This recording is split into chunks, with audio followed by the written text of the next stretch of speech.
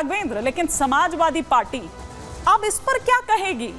पहले अभी अयोध्या वाला मामला भी शांत नहीं हुआ था कि अब यहां, और वो डीएनए की जो बात करते रहे हैं, अब इस मामले के बाद क्या कहेंगे? अब देखिए, जिस तरह का ये पूरा मामला निकल कर सामने आ रहा है, अब तो ना समाजवादी पार्टी के नेता डीएनए की डिमांड करेंगे और ना फोरेंसिक जांच की मांग करेंगे।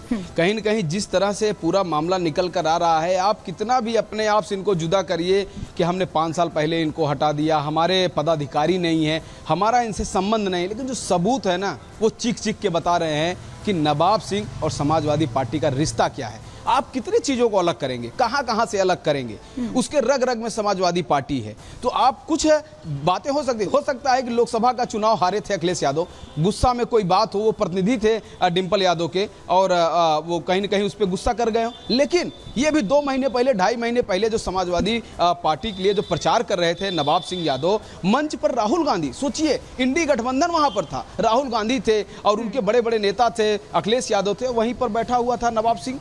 और साथ में जो उसके कॉलेज में जो गाड़ी मिली है, स्कॉर्पियो जो बरामद हुई है, वहां पर समाजवादी पार्टी का झंडा लगा था, उसमें फोटो लगी थी। तमाम तरह के सोशल मीडिया पे पोस्ट दिख रहे हैं जो उनके हक में है। तो इसे बहुत सारे प्रमाण हैं, कहां से कितना अलग करेंगे। साथ में एक सामान्य से जो व्यक्ति था, आज वो कितना बड़ा रसूख रखता है। यहाँ लोग कहते भी हैं कि वो मिनी मुख्यमंत्री के नाम से जाना जाता था, उसके पास यहाँ पे कई कॉलेज हैं, होटल्स हैं। बावजूद समाजवादी पार्टी जो है वो पलड़ा झाड़ रखी है। फिलहाल शुक्रिया राघवेंद्र इस तमाम जानकारी के लिए। आपका, हमारे सहयोगी राघवेंद्र हमारे साथ जुड़े हुए थे। लेकिन आइए आपको तस्वीरें हम यहां पर दिखाते हैं, और तस्वीरें हम क्या दिखा रहे हैं, क्यों यहां पर कह रहे हैं। देखिए, नवाब सिंह यादव 5 साल से पार्टी विरोधी गतिविधियों में लिप्त रहे हैं, लगभग 5 साल से। अगर आप यहां पर देख पा रहे हो, पार्टी विरोधी गतिविधियों में लिप्त थे, यहां तक कि नवाब सिंह यादव पार्टी के प्रारंभिक सदस्य, सक्रिय सदस्य भी नहीं हैं।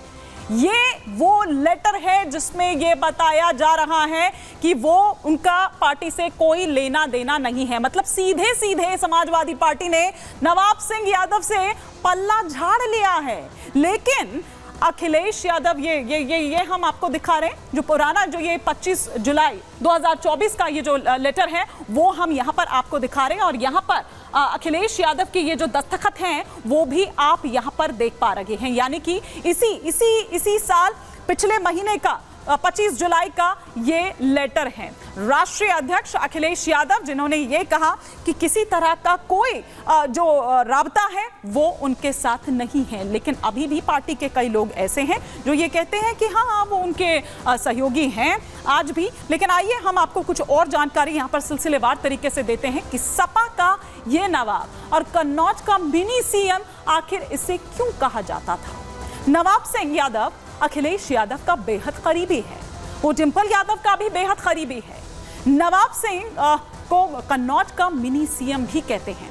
2012 में अखिलेश यादव बने उत्तर प्रदेश के सीएम। कन्नौज से डिंपल यादव निर्विरोध सांसद उस वक्त चुनी गई थी। डिंपल की जीत में नवाब सिंह का बड़ा हाथ था। सपा शासन में सत्ता के गलियारों में नवाब की एक धमक थी, एक रौब था, जिसका जिक्र थोड़ी देर पहले हमारे सहयोगी राघवेंद्र भी कर रहे थे। 2024 का ये जो चुनाव था, लोकसभा चुनाव, इसमें भी एक्टिव था नवाब। और ये अखिलेश यादव का जो वो खत है, उससे भी पता चलता है। अखिलेश के चुनावी कैंपेन का हिस्सा भी था। अखिलेश यादव का लिखा पत्र बता रहा है दोनों की नजदीकी। और क्यों आखिर मिनी सीएम जो है, क्योंकि वो ऐसा रौब रखता था, ऐसा रुतबा रखता था। लेकिन आइए हम आपको बताते हैं कि अब इस मामले के सामने आने के बाद किस तरह से बीजेपी और समाजवादी पार्टी में आरोप प्रत्यारोप का जो दौर है वो अब शुरू हो गया है, और किस तरह के तंज जो है वो बीजेपी द्वारा कसे जा रहे हैं, और उस पर किस तरह का जवाब जो है वो समाजवादी पार्टी द्वारा दिया जा रहा है। समाजवादी पार्टी ने 2019 के बाद से उनसे किनारा कर लिया था। पार्टी विरोधी गतिविधियों में वो शामिल थे। भाजपा के पूर्व सांसद सुब्रत पाठक के साथ मंच शेयर किया करते थे। समाजवादी पार्टी के जिला अध्यक्ष ने स्पष्ट कर दिया है कि उनका समाजवादी पार्टी से कोई लेना देना नहीं था। पार्टी को बदनाम करने के लिए भारतीय जनता पार्टी साजिशन इस तरीके के आरोप लगा रही है पार्टी पे। नवाब सिंह से समाजवादी पार्टी का कोई लेना देना नहीं है। रेप का आरोपी नवाब सिंह यादव जैसे ही पकड़ा गया, जैसे ही उसकी गिरफ्तारी हुई, अखिलेश यादव और समाजवादी पार्टी का पूरा इकोसिस्टम उसे बचाने के लिए तमाम प्रकार के तर्क देने लगा, बहाने बनाने लगा। समाजवादी पार्टी की एक प्रवक्ता बोलती हैं कि हमारा पुराना कार्यकर्ता है, दूसरा प्रवक्ता कहता है कि 5 साल पहले निकाला जा चुका है। अखिलेश यादव से मेरा सवाल है कि अगर नवाब सिंह यादव 5 साल पहले निकाला जा चुका तो अभी लोकसभा के चुनाव में वो आपके साथ क्या कर रहा था? और ये समाजवादी पार्टी और अखिलेश यादव की आदत में शुमार हो गया है कि जब जब कोई रेपिस्ट बलात्कारी पकड़ा जाएगा, गिरफ्त में आएगा, तो उसको संरक्षण देने का काम समाजवादी पार्टी कर रही है। तो अलग अलग बयान जो हैं, कॉन्ट्राडिक्शन जो है समाजवादी पार्टी के अपने ही लोगों में दिखाई दे रहा है और इसीलिए दरअसल बीजेपी तंज कस रही है। बीजेपी आरोप इस पर लगा रही है, कोई पुराना कार्यकर्ता बता रहा है, कोई कह रहा है हमारा कोई वास्ता ही नहीं है, कोई राब्ता ही नहीं है, तो वो खत जो है, लेटर जो है, वो खुद उसकी तस्दीक करता है। समाजवादी पार्टी ये कह रही है कि नवाब से कोई नाता ही नहीं है, बेतुके बयान क्यों दिए जा रहे हैं। समाजवादी पार्टी ने पत्र जारी कर नवाब सिंह से दूरी बनाई, ये कह दिया, वो पत्र दिखाया था थोड़ी देर पहले हमने आपको। नवाब को नहीं माना है पार्टी का सदस्य, सपा के प्रवक्ता कर रहे हैं नवाब का बचाव।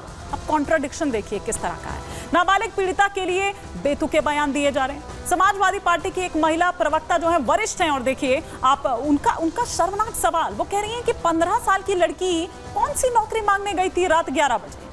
समाजवादी पार्टी ने पीड़िता के नार्को टेस्ट कराने की मांग की है। नवाब सिंह को बचाने के लिए ये बयानबाजी हो रही है। एक तरफ कह रहे हैं कि नवाब सिंह से हमारा कोई मतलब नहीं है, एक तरफ नवाब सिंह को बचाने के लिए पूरा जो समाजवादी पार्टी के प्रवक्ता हैं वो पूरे एकदम उतर चुके हैं मैदान में। पार्टी ने पूरे इकोसिस्टम को एक्टिव कर दिया है, ये बता रहा है। लेकिन हम यहां पर पहले आपको सुनाते हैं जिनकी बात हम कर रहे हैं, जो वरिष्ठ प्रवक्ता जो हैं जूही सिंह समाजवादी पार्टी की, क्या कह रही हैं, सुनिए। नवाब सिंह समाजवादी पार्टी के पुराने नेता हैं और अभी मैंने वहाँ के एसएसपी की बाइट सुनी इस पर। कौन सी नौकरी थी जो 15 साल की बच्ची जो है वो रात में उनसे मांगने गई थी और सुबह उनकी बुआ की भी बात हो गई थी, 4-5 साल से वो जानते भी थे।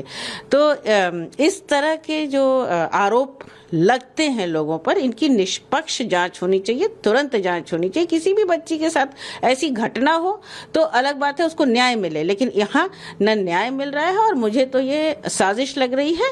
हम चाहते हैं कि वास्तव में नार्को टेस्ट हो और जो सच्चाई है उसका दूध का दूध और पानी का पानी हो जाए।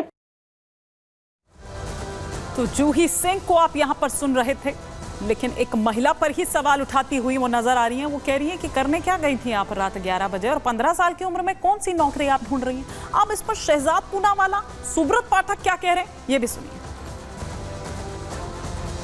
ये मिनी सीएम के रूप में जाने जाते थे। अखिलेश जी के टेन्योर में डिम्पल यादव के सांसद प्रतिनिधि रहे हैं और इनको गिरफ्तार कर दिया गया है।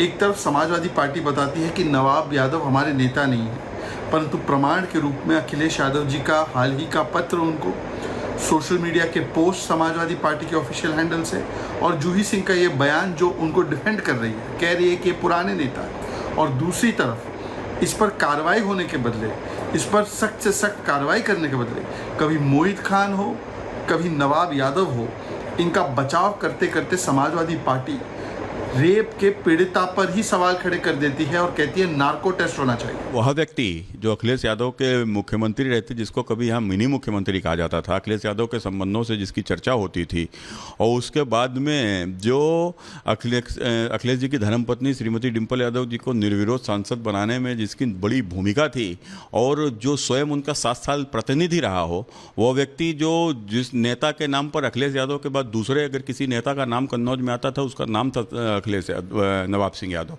उसके लिए अगर समाजवादी पार्टी कहती है कि वो पार्टी में नहीं है, तो ये अखिलेश का और समाजवादी पार्टी का और भी घृणित चेहरा है।